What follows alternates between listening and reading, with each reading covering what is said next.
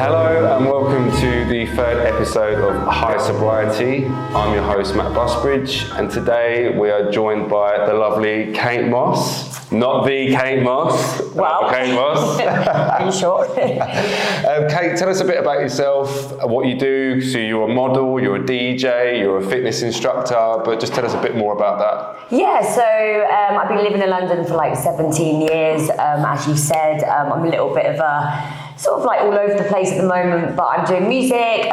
Currently I'm doing fitness mainly as my main career, and then the music is alongside it. So yeah, I mean, at the moment I'm just trying to progress and really build on my music career mainly, and then add the fitness in together just so alongside it, yeah. Perfect. Yeah. But just to clarify as well that Kate isn't sober. Yes.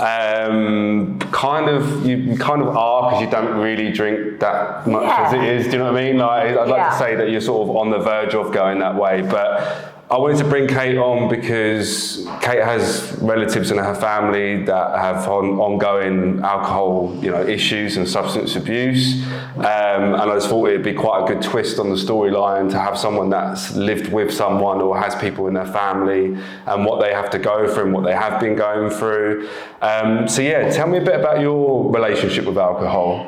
Okay, so I mean, we could go on for days, but I'm gonna really cut this one, as short as I can, and sort of like highlight the sort of key moments that, alcohol did sort of come into my life quite heavily, I'd say. Not going too deep and too dark already, but, the main reason which I believe alcohol came into my life, and, the person that I'm going to be chatting about a little bit more is my father.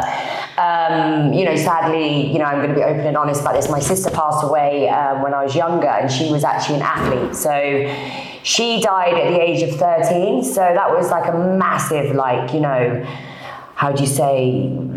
thing that happened in my life. I was young, I was only 9, she was 13, she was like my best friend. And, obviously, as you can imagine, my father, he didn't really drink before. He wasn't, a big drinker, he'd have a beer, whatever. But that, that happened in, that situation really sort of, spiraled him out of control of, turning to alcohol, and alcohol was his crutch to sort of deal with that situation, which, is quite heavy really, because someone that wasn't really drinking before, I don't know if that is, someone that has had that in their inheritance or whatever. That's what I was trying to think about myself. Is that something that's been inherited in my life?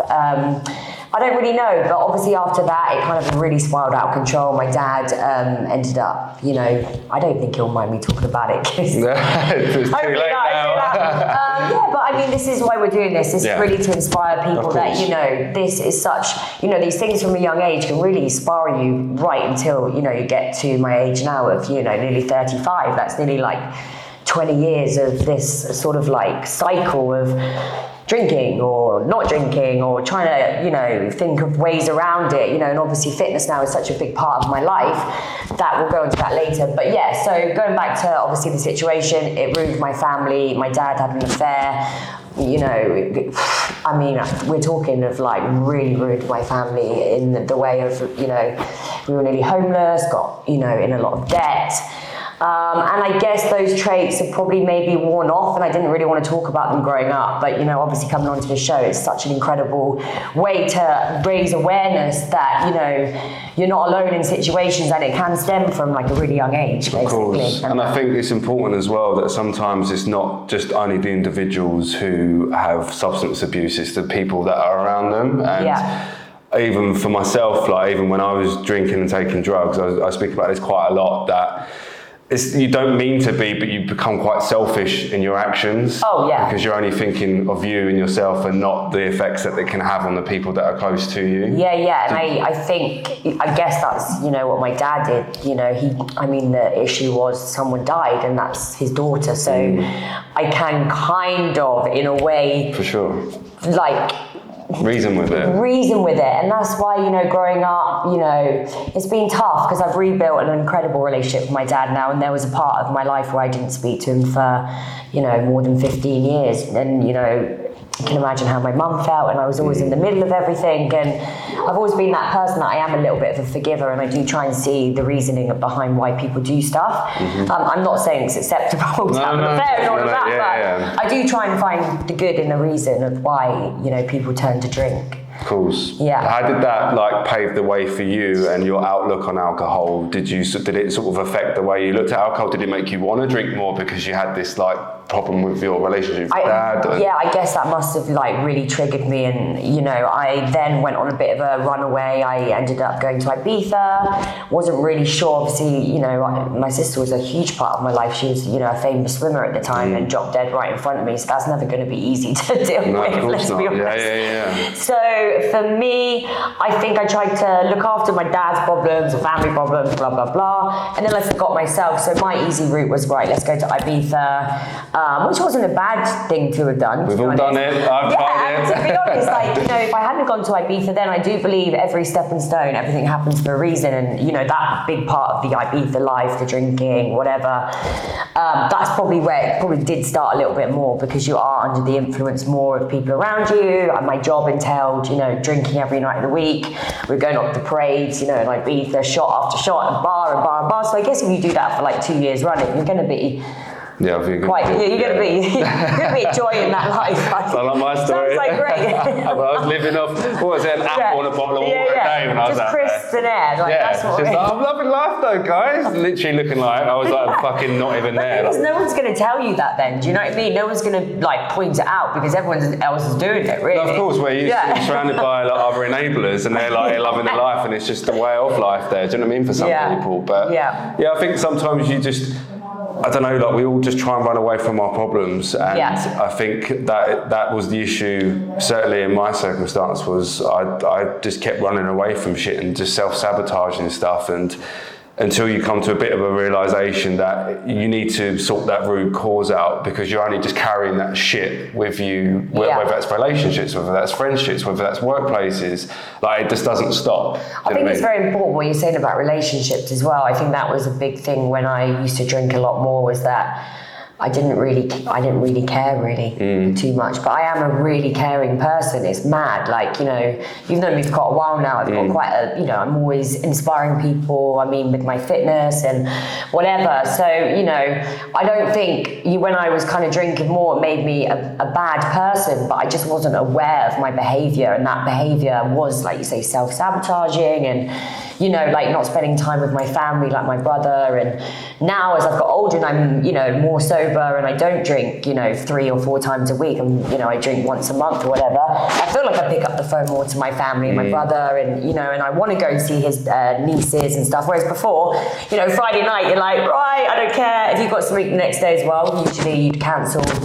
Cool, so you didn't care. Like, if you're a wedding, you're like, no, I'm good. I'm still in someone's flat and it's like 8 in the morning. I'm like, I'm good. I'm just chatting shit to people. And that guilt is so horrible now when I think about it. Like, the guilt that, like, you've literally, like, booked something in, you let somebody down, and it's just not, it's not nice. Did you seek help, or have you in the past been to therapy? Have you done, like, sort of meetings about alcohol? Like, I'm saying that, did you hit a point where there was a point I hit rock bottom. My mum died actually after that, so I lost my sister, then I lost my mum, so I had like 2 massive blows, to be fair.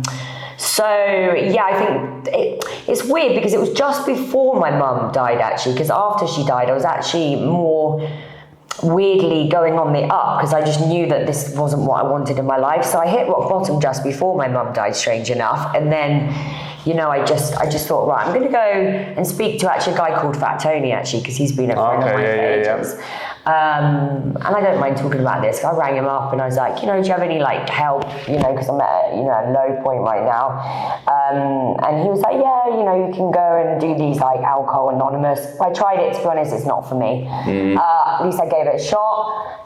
I'm glad I kind of persevered with myself, really, to be honest. I really decided that I generally wasn't an alcoholic. I mean, I can't say that I wasn't, but I knew that I could generally find a way out of it. And weirdly enough, when my mum died, that's when obviously the fitness came into my life. And then, to be honest, I didn't feel like I needed to go through the steps of going to therapy. Yeah. So I kind of in a way did it myself. Not saying that I don't need it now, because I probably do. Yeah, but I do probably feel, do, to be honest. But I feel sometimes though with like AA and stuff like that, like this is only my like interpretation, because I went sober, I just went cold turkey. I was with my ex, and all the shit that was like sort of causing her problems was when I'd had a drink. So it was a case of, right, I'm just gonna cut that out. And I think that was, I don't know, the biggest influence for me to stop was because I just didn't want to hurt her, and like, obviously I was in love with her and I just wanted to make her happy. But I do feel sometimes, it's just my perception, I do find it quite culty sometimes for some of the sobriety stuff. I do feel, not necessarily, but no, but even like on the social media platforms and stuff, I do feel it's very much like very righteous, and I'm better than you are, and look how great my life is, and look at me climbing a mountain, and but deep down, people are still dealing with their fucking demons. Do you know what I mean? Like, I think also it depends how you take it as well. When I went into this, like, you know, I did it online, so it wasn't like I was in a meeting or anything. But for me,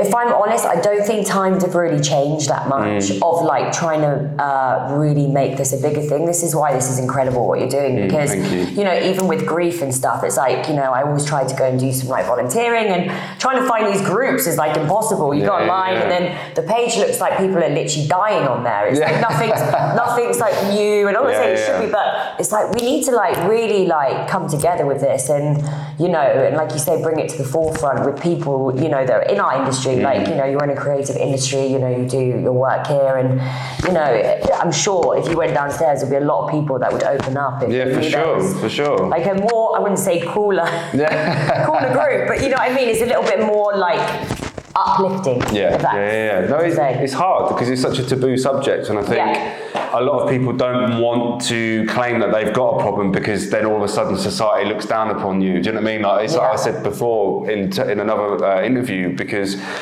that whole idea of having an addiction, like, you know, when you're younger, you just think of like the crackhead on the streets, do you know what I mean? It's homeless and stuff like that, but it's the everyday person, it's the functioning person, it's the person who can get up and drink in the morning but still go to work and no one knows about it.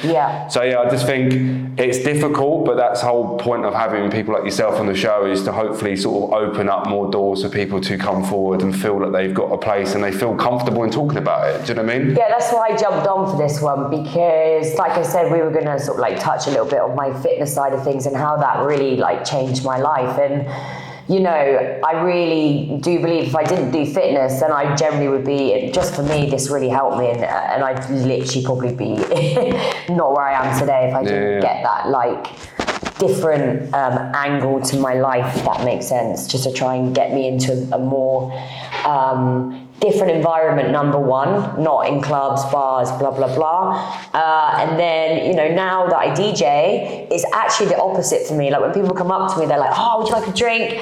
I'm actually like, you know what? I'm actually cool, man. Like I'm DJing, like that's my focus. When I'm on the decks, honestly, the amount of times people go, guy, would you like a drink? And I'm like, honestly, I'm actually all right. Get your drink away from my decks. Yeah, no, exactly. And back in the day, honestly, no, I'd be hiding it. I'd be like, come on, let's go. Let's do shots. What time can I stay up till? Like, let's come back at 10 in the morning. But what good comes out coming back at 10 in the morning? I know. No, but seriously, it makes me feel sick. It makes me feel sick when I see it on TV, and I'm like, what are you doing? Like, get home, like, weirdo. It's like, and then you're like, we don't want to say the other things that you look at. You're just looking at the ceiling, and you're like hating your life, you hate your friends, you hate your, you're like calling your mates like in this like bad way, and it's like, this is just through substance or, you know, drink. So it's just dark, man. Yeah, I mean, that was the same. That was me. But I knew, like, as soon as on a Friday came about, I'd probably try and have a few pints at lunchtime when I was at work. Call it on in the evening, and then that would roll into Saturday, and then maybe further on. But then I can always remember, I would always ring my sister on a Monday. Always ring her, and I would be like, Carly, like, I feel so shit. Like, I shouldn't have said that to that person. Shouldn't have done this. And it was like every Monday. Do you know what I mean? And like that feeling of. just scared all the fucking time. Like I was just scared. I was scared that I'd said the wrong thing, of the anxiety, the fear, and then going into work. And was I a dickhead at work on Friday when I had drinks on lunchtime? And it's just again, it's that self-sabotaging. It's just you're creating all this shit for yourself when all you have to do is just eliminate that one factor. Yeah. And then you don't have that. Do you know what I mean? So my one used to be when I used to work somewhere, I can't name where, but it was a big organisation. I was there for 5 years. But when my mum passed away, I used to get into this habit of just like going out on a Friday, and then I called in sick, and like because I couldn't, I thought it was okay to do it. I just thought, it's a bar. Sometimes then obviously you'd go in. It's a Friday night. It's fine because you can dance around and you could be cool on the front desk. You probably have a drink before, but realistically, if you're calling in sick, it's not a good look, to be honest. Like it's not by any means, and I'm open about that. And that's one thing I always learned in my life, that I never want to like let people down ever again. Like from that side. Well, you know how it feels yourself to be let down. Do you know what I mean? Because of like, people on substances or stuff like that. Do you know what I mean? It's difficult, and like you don't want to put yourself in those shoes and let other people down. Like, I totally understand that. And I think it's also, you're lying to yourself, and that's the worst part as well. And also you're lying to other people. You're not. Well, it's a web of lies, isn't it? That's what you create when you're on it. Like, I was meant to be there, but I'm not there. Oh, by the way, I'm going to be here, and I'm not really there. And you oversleep an alarm, and then you're like, no. My dog's died about a million times this year. My granddad's in hospital. You haven't got a granddad? Okay, or my nan. Someone in my family. It's just like ongoing. It's ongoing, With your fitness, like, when did that happen? When was like the fucking light bulb come up, and he was like, right, I'm going to give this a go? I guess, I've always had fitness in my family. My brother's a footballer, my sister was a swimmer. I always did fitness growing up, but obviously with everything that had happened, I just kind of brushed all the things that I loved away, and like I said, just kind of was on a little, whatever you want to call it, a little journey. I don't know what journey it was, but but I think everything I've done in my life, weirdly enough, as much as all this has gone on, I've actually always generally been somebody that's, me, I work hard, no matter what I've been through, I'm very resilient. The stuff that I've been through, I've never let it define me, and I've always bounced back, and I've always been able to, for some weird reason, I don't know what's wrong with me, but I can just bounce back, and that's my, like, something that I think I've got, I can't say the word, but I feel like that's who I am. I'm somebody that is resilient, and whatever life throws at me, I do try and see the best and try and figure a way or how I can get there. And a light bulb was when, like I said, I hit rock bottom. Pandemic hit, actually. The pandemic was a massive thing for people. Horrid. I don't know what you did in the pandemic, but drank and grew my beard out and my hair. That was it. I think I did. I was doing my. Did you as well? You grew your beard out. No, I didn't. Imagine. Sorry about that. Put that one on there. So I was just sat at home. I was like, why don't I just study something? I've got time in my life. Like time is amazing when you've got like lots of it. Lots of it. But don't get me wrong. I mean, I was the bottles of wine came out, but I still managed to do everything. And then obviously when life came back to normal, it was things and people, my connections, the guy that runs BXR now where I work, he's like the director there, he used to work in nightlife as well, just saw my journey over lockdown, was like, Jesus Christ, like, you've gone from like nightlife and now you're doing fitness, like, do you want to come and work with us? So, started at BXR, then I built my own brand, Mindhouse, which is mental health, fitness and music, we do events, and all of that stuff is like mindset. And then also, one thing I really wanted to highlight is that my friendship group changed, which is really important to me. Even lately, I don't want to go into too much detail on here because you never know who's watching. But that is so important. Like, who you surround yourself with is just vital for me. You can get people that are like Thursday night calling up, let's go out. And I'd always do it. I'd be like, cool, because that was my escape. You know what it's like. Those friends that on a Thursday you can go out. Oh yeah, you have that set amount of people that you're like, here definitely want to go for a beer with me. Fucking for it. You're like, come on then, join the party.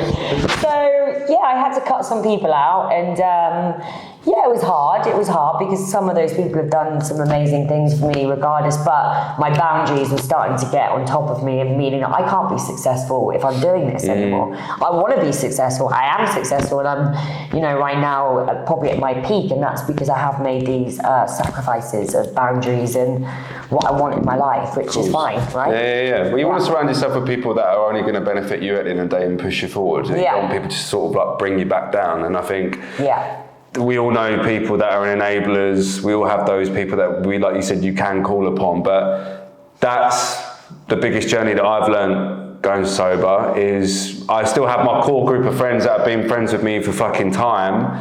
But I know it's so easy to sort of jump back on that. And did you have party friends then? I mean, I did. I think when I was obviously living up in London, I think it was very easy for me, and I sort of gravitated towards certain people. Obviously, doing this as a job, I used to go to a lot of parties, and I used to meet a lot of people out and about, and it was just the scene. Do you know what I mean? To do that, but I must admit, like now, I do. It feels lonely. Like I do have a lot of loneliness and a lot of time, and. Whereas back then, I suppose time kind of went quickly because I would, like I said, get fucked up during the week, and then it would be like a come down day, a bit like a Sunday. Whereas like yesterday, even like the Sunday for me, but I'm on my own. I feel fine. I went rock climbing in the morning, ran a 10K, and you feel great. And I feel great, but I still feel lonely. I don't feel. I don't know, like there's still something missing. There is, and I feel like I really hit rock bottom a lot. Like it's every so often, like when I'm on my own, I'm like, fuck, like it's just like. I get emotional now. No, it does. It's like weird. You know what I mean? Like, I know. I get it. It's tough. It's like a tough. It's never ending, basically. It ain't, and that's what I'm trying to explain to people. It's like it's not just like it's like a roller coaster. It is. Don't wake up and go, oh great, I'm so, because that is, oh my god, like even me, like I'm saying, step by step, I'm like right, less and less and less and less, but I still go back to that blowout. For you to sit here and go, Jesus Christ, I've completely given it up. Like that's just like for me next level. And just something just popped in my head. I actually went out with someone the other week on this like date. Basically, I never date because I'm just a loser. Dates are like a thing of the past. But is that a little fish? Like if anyone needs me, I'm here. Little on me doesn't do dates, but if there's a special someone, this isn't a dating show. Swear, right? No. Honestly, it's no. And the person was sober actually. And to be honest, that is another thing that's hard. You must go out or whatever. I don't know if you do. Whatever. Not really. Just sit in my flat on my own, lonely. No, but it was just really amazing that I know there's a huge taboo about that. Like if people don't drink, if you go out and, could I have a drink, or they're sober. It was so amazing actually. I sat there, I thought, cool. I should be doing these more often. Yeah. Meeting people that are on that same path, and actually those sort of those good influences, I think, are small steps to the bigger steps that you want to make, like being accepted of other people's their boundaries. Yeah. But you I don't know, like even dating, it's dating sober people, but you remember the day you actually talking to the actual person, like you've got actual conversation, you're not just chatting shit, someone's not just trying to like jump down your throat and kiss, and do you know what I mean? It's just it's more meaningful when you actually get to know that person. I think that is what elements were missing when, I didn't really date back then, I don't date now really, but I know what you're saying. Do you know what I mean? I'd be out and about in the club, and it'll be or you drunk message someone like, what are you up to tonight? What are you up to? Still up? It's like 4 in the morning. Then you get a reply the next day being like, why is you up like 4 in the morning? You freak. No. And I'm like, delete. No, it didn't exist. Doesn't happen. But lastly on that topic though, I was reading advice the other day. It was just like this quote, and it was because I was thinking about this sober date.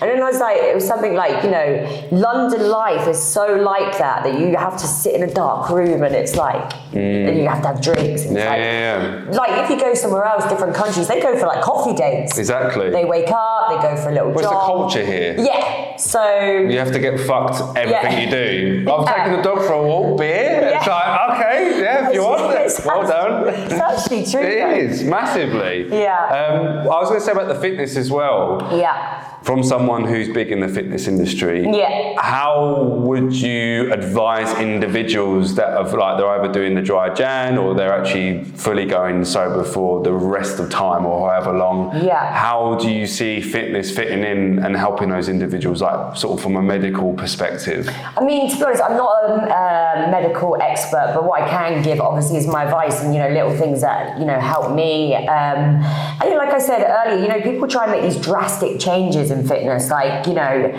like these drastic changes are just not going to be foreseeable for the long future. You really just have to pick something that, you know, something that really bothers you, whether it's like, you know, I eat too much junk after 5 or whatever. You just start small and you just build that into your lifestyle. So for me personally, you know, people like to train later at night. Well, mine is like, people always say to me, Jesus Christ, you're like a mad woman. You're up at like 5:30 in the morning, you're like jogging. But that's my way of doing things. I like that. Like, I like getting up, and that's what I do, and that's what I enjoy. So I'm going to stick and do it because it makes me feel good. Whereas some people might go, well, I like training at 6 o'clock in the evening. But I think with fitness, like I said, it's just taking small steps into it. Don't like overwhelm yourself and think that you want to look a certain way or be a certain way. Because for fitness, it's not aesthetic for me. Like fitness truly is for my mental health. Like you know, it's not like I sit and look, oh, I want to look like Kim Kardashian. I don't want to look like that. I'm not saying that's a bad thing, but for me personally, I do fitness because generally I know once I get up, once I do it, the way I feel after that, there's just no comparison. And you know, even today I got up, I was teaching at 7 a.m. this morning and I was, you know, a bit tired. As soon as I did that class, I was like, thank God I do this. Like, thank God, because my mindset then for the day is like, boom, boom, boom, let's go. Do you feel that if you didn't have the fitness in your life, it would open the door back up to you doing that? Yeah, because like I said, it's been in my life, I think, and I think like we talk about, that's my spiral. I think it's always going to be like that. We've always got the devil on your shoulder. I think it's sad, but you know, it's not really sad, but I know that I'm just proud of myself, and I think we should all feel a little bit more proud of our small wins, like whether it's like, you know, little things. I think we're all so hard on ourselves every day, and it's like, we must be the best, we must be doing this, we must be, you know, but like you said, if you want to sit at home with your cats on Friday night, great. If that makes you happy. Yeah, true. But no, I think that is correct. I think even with people that are going sober, I think that's in itself a massive achievement. And I don't think you should pile on too much pressure in terms of fitness and stuff, because I think if you start trying to do everything at once, I think you just lose interest in stuff. Do you know what I mean? Like if you're going to the gym every day and you're hoping to be, like you said, like the Kim K or some fucking, I don't know, some huge guy. But it is, and also that can be the downfall. And then that's like, well, I'm not doing this isn't working for me. Like, I don't know. And some people would just end up going back to what they were doing before that. Do you know what I mean? Like, I think it's definitely like a happy balance with exercise. I enjoy doing it, but like you said, I'm not doing it to gain and get big. I do it because I do it in the morning. Do you find it helps your sobriety though? Like it does. It does. But I've always, the gym's always been something that it just helps me mentally, because I don't think if I didn't have that, like when I don't go to the gym in the morning, I feel sluggish. I feel like, man, like, do you know what I mean? Like I just feel a bit shit. And as soon as I've done it, like the endorphins are there and I do feel great about it. But it is honestly just trying to figure out what works for you. And some gyms don't, some classes might, some might not. Do you know what I mean? I think it's a lot of trial and error with that. Would you say it's an addiction for you, the gym? Addiction, that's a good question actually. No, I don't think I'm addicted. I just know if I don't do it. It's a good question. No, I don't. You know, were we talking about this earlier about not enjoying like so much like the weights and stuff? Mine is my job, to be fair. So it'd be interesting if I stopped doing fitness like as a job. What would happen? Because I do it twice a day. Like, that's my job. Like I do cardio twice a day. Not really. I get 3 days off, but twice a day mainly. So that's intense as well. So maybe as well, I've got to find that balance still. I'm not perfect. That maybe sometimes, that's why I built music into this slightly as well, because, you can't go for a life constantly like doing this cardio, because also my body needs a break as well. Of course, it's not doable for the rest of my life. So now, like, that's the main thing that I wanted to concentrate, and it's slowly growing, is that balance in life of, trying to just get that middle ground, which is the hardest part, by the way. What advice would you give to people who do have family members who have had substance issues and they're dealing with that? Like, what advice would you give to these people to make sure that you're there for them, but at the same time, you know, just being a support mechanism for them? Like, what would you advise individuals That's to do? a tough one, actually, because my dad actually now is, I think he's like maybe like 15 years sober. Okay. So he doesn't drink now. At that time. He was like caning it then, yeah. But like for someone like my dad, it's like that in itself, like to go from like losing your house, your wife in a way, like, you know, obviously he's met someone else now, so, you know, that's fine. But, you know, I think now he's sober for like 15 years. Like, that's a long time, and I can't imagine him ever drinking. You know? You can't say never, but you know, I can see sometimes like the sadness in his eyes, because, you know, when I go home, he has a little bit of a chat and he's like, God, you know, some days, like, before I die, I'd love to, you know, have one more last drink. Because, you know, when it comes to Christmas, when it comes to my mum's anniversary, you know, he's human, right? You know, it's different. I don't know if it's different for you and somebody that, you know, did that through grief and fucked their life up, really. I mean, he hasn't fucked up now because he's got it back together, but I mean, you know, you're still going to live with a lot of grief, right? So I just think, depending on situations, everyone's situation is so different. You can never really, I can never give advice on that, but my advice was just always to be kind of kind, really, with people's feelings, you know, and if someone's not necessarily harming you in any way, it's always good to try and understand or put yourself in someone else's shoes, you know, because we all have expectations, and that's it, really. You just got to try and, just be a bit more kind, and Amazing. I was going to ask you as well, we do like a little segment towards the end of the show where it's called our Zero Hero. Obviously, I know you have a tipple here and there, but for your sort of non-alcoholic go-to, whether that's when you're DJing or when you're out and about, like, what would be your go-to drink? Oh, my go-to drink. I actually, to be honest, I like sparkling elderflower. Nice. Yeah, sparkling water, a little bit of elderflower. Yeah, I mean that pretty much tastes the same, but it's like, I mean, it doesn't taste the same, but placebo. But you could pass it, really. Yeah. And if not, I just eat food because I love food. With no booze. Just food. Yeah. Lovely. Well, thank you so much for coming on. Thank you so much. Yeah, it's been amazing. Thank you so much. No worries. That was episode 3. Thank you so much to Kate Moss for coming on. The Kate Moss. Yes. The one. And see you soon. Thanks.